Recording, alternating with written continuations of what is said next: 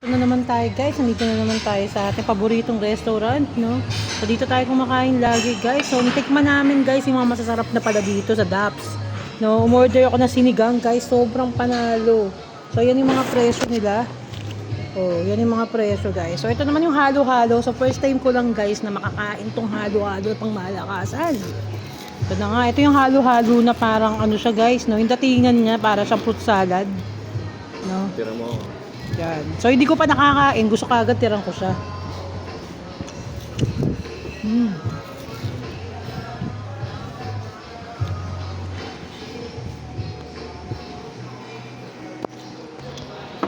Labas lang ako, picturean ko lang po.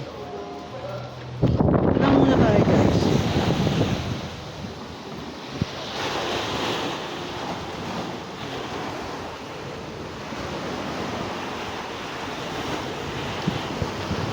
Sarap guys, so pasok na tayo ulit. Kano?